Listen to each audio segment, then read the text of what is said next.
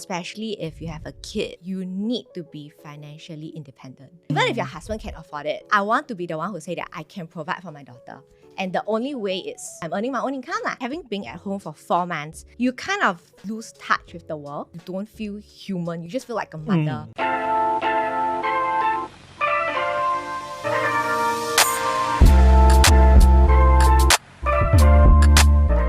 I was thinking maybe on the behavioral side, probably not much change, like she mentioned, because we are still all still young, don't have kids, right? But maybe in terms of priorities, has it changed for you? For sure. I think in terms of working hours, I used to work much later. But I think right now it's difficult because I think I've shared my mom looks after my daughter for me. So it's like I need to be home. And also because baby sleeps quite early. Yep. So if you typically finish work, even if you finish work at like 7 plus, but then you get home, you settle down, you will miss out on like spending time with your baby because you need to go to sleep at like 8 plus, 9. And then we start the day super early, right? Like we leave the house and come here because like you only have that couple of hours with your baby. So as much as I want to finish my work, right, I think I've made up my mind that it has to be, I need to prioritize my daughter above everything else. So you need, I think I'm still learning to say no, because I think there's a lot of time that y'all come to me at like 6 plus, hey, can we have a quick chat? Can we do this? Can we do that? So it's always weighing between this 10 minutes I can get home earlier to my daughter and probably have time to feed her or to settle the approval because you all need my approval to get things done. So I think I'm still learning to say no because it has been in me for like the longest time to say, okay, let's just settle work first because work is important and everything. So I'm slowly transiting but it's not the easiest. Yeah, I'm guilty. Speaking I'm of guilty. like the short time, right? I have this friend, she went for maternity leave, and when she's about to come back, she had like this big crisis. She has this irrational fear that if I go back to work, like what Yeling said, right, there'll be chances in which work requires me. I'm fundamentally important in my job. What if I miss my baby's first steps? Yeah. And then she just decides, you know what, it's fine, right? We have sorted out our finance. I'm just not gonna work. Did that ever like come across your mind? Are there like these small little considerations of, I'm very important at work, but what happens if that happens? Like, did it ever cross your mind that maybe pause work longer? Maybe once we get to the point where the children is like, you have seen all the fundamental first steps. Like you're happy, okay, I'm there for like the infancy stage already. Then maybe I go back to the workforce. Was that ever a consideration? I think it did cross my mind very briefly, but I was very certain that I'm coming back. I think my husband was prepared that I'm not coming back. Or like, he was like mentally and financially prepared that I'll tell him, like, because I think it's very common.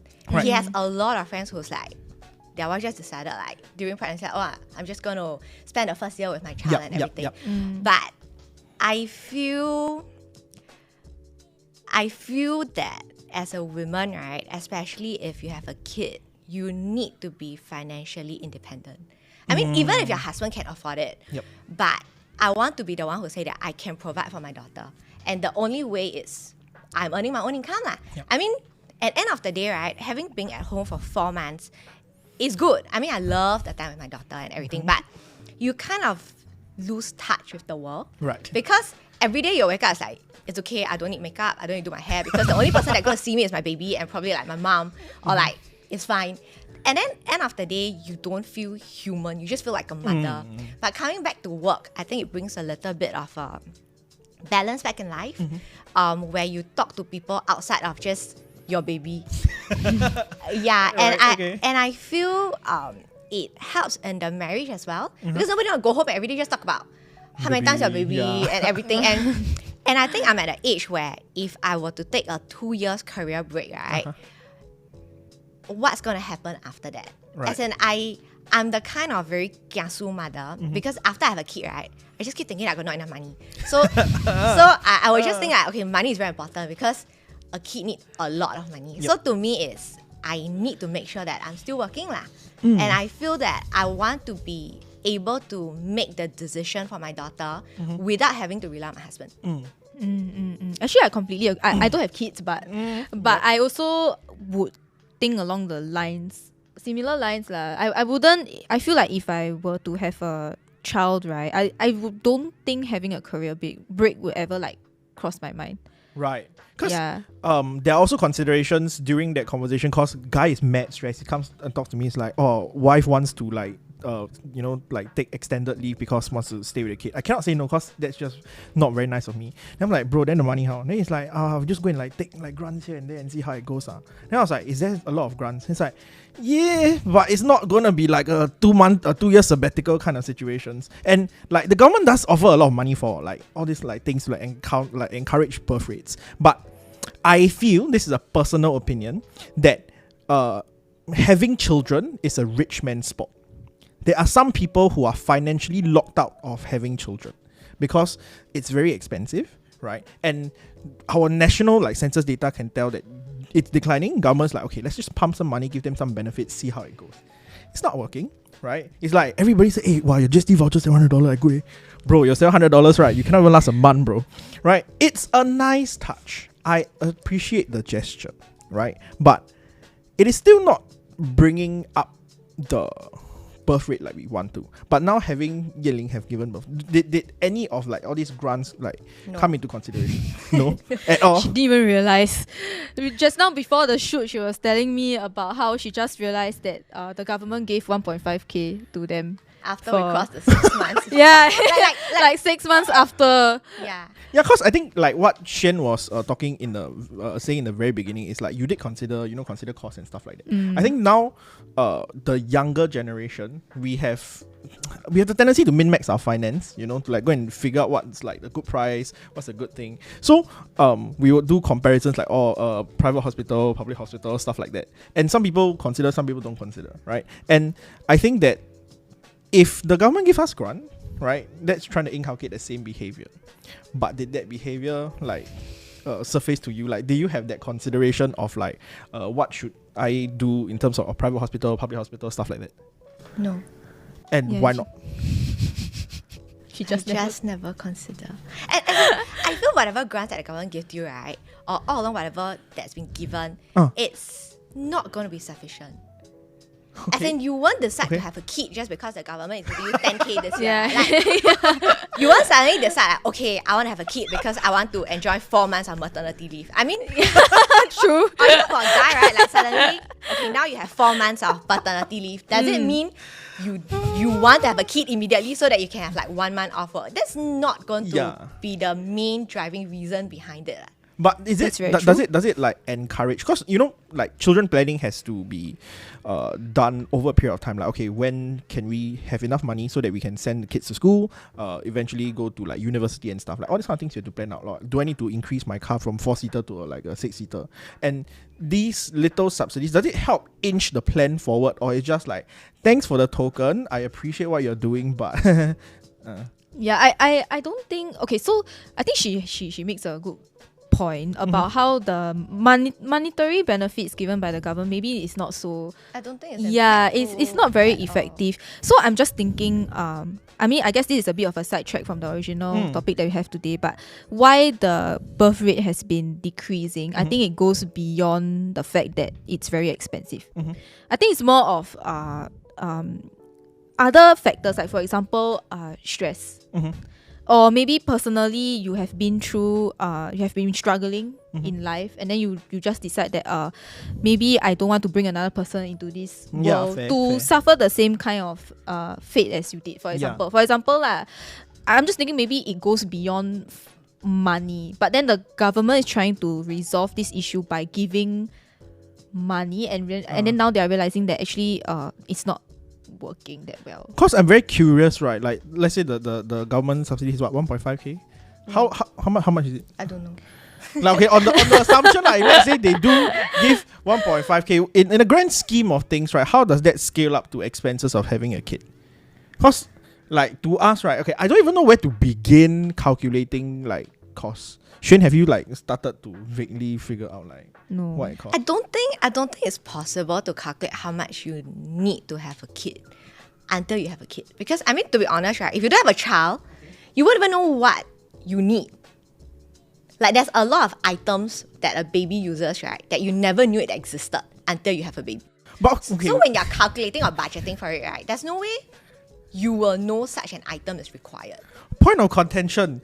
You are not the first person on earth to give birth to a child. There's a billion other people who has already given birth to a child. Your friends, your extended friends, your family. You could probably ask them and get a feasible financial plan for it, no? But I think, okay, when it comes to baby, right, there's a cheap way of raising your kid and there's an expensive way. So it really varies on how much you want to spend.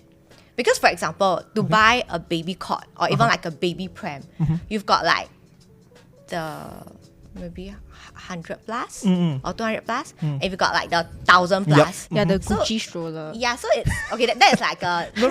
There's a stroller that has like multi levels. The handle can flip both sides. So end of the day, right, you can raise a child very simply by having like the very basic items. But if obviously it's like how wedding they sell, this is like your one and only, you want to give your kid the best, and just along the way you'll get swayed into this entire thing like, okay, I should get the most expensive, and then you don't have a budget anymore. Yeah, I guess it also depends on like how much you are willing to sacrifice to have a child. No, but here's the thing that I've seen. It's a common thread where female friends I know have a plan. When they have a children, they have a financial plan. They know that they're ready, they have a child. The moment the child comes out, their budget plan is a joke. It's not even a suggestion at this point of time. It was just, I had a thought, right? And that goes out the window. So is that a very dangerous train of thought to have? I understand the merit of like, it is your one and only child, you should give it the best, right? But what's the point of having a financial plan if you're not going to stick to it? Like, do you do you have a plan in the beginning? No. Like we didn't really sit down and say that, oh, this is the amount that we're going to spend, because we know that there'll be a lot of other things that comes along the way. So it's just like we'll figure out as we go along. And I think it's like I would say that currently the child's fine, the mother's fine. So without a plan, so far you've been doing absolutely fine, right? And you can just make do. Like making do, flying by the seat of your pants is an absolute fine way of doing motherhood. No lah, but I think like estimate you aga know that you can afford to have another person. So to support another person. Naturally. Yeah, right. No, I like, think $0 invest, let's go. the basic before having a kid is to decide whether can you afford to feed another person. I think that's like the minimum consideration. If every day you're like going hungry, you got not enough money, then naturally don't even think about having a child, because you already got not enough food for yourself, right? Yeah. So I think it's not about having a financial plan. It's just you need to know whether you can or cannot afford to support another person. So what is the bottom line? Like what Yan Ling said, raising the baby the cheap way. That's the bottom line. Like if I can afford that, the kid comes up probably should be okay. I mean, it really depends on how you are as a parent. Because like she didn't even consider like public hospitals. So that's not even like a bottom line. The bottom line is private, right? So then it's very hard, right? For like, okay, let's say I'm trying to be in the future like responsible husband. I need to be able to like support, and then the both wife and husband need to have a communication. So what's the target of the goal? We'll find out when the child comes out, bro. It's not a very functional. No, I think the way to handle it is, I think husband and wife must be willing to compromise certain things. Because I mean, naturally, whenever you have a kid, right, you definitely know that, okay, I've set aside certain amount. Whether it's enough or not, you will know until like the kid is out, right? But the thing is, in the event if it's not enough, are there any other things that you can compromise in life to give the kid? You need to know that there are certain things. But of course, if you're like stretched to the max already, like every day I only got like this amount of money for food, like for the both of us, and if anything happens, we cannot squeeze out anymore, then maybe you need to think whether is this really the right time to have a kid, because there's nothing else you can squeeze out of like your liquidity to have a kid, then probably not, right? I mean, what do you want to bring another child to the world to suffer together with you if you're already like freaking hungry every single day? So I think that's like the fundamental that the couple should discuss first lah. So the ability to sacrifice your side spare income. Okay. Yeah.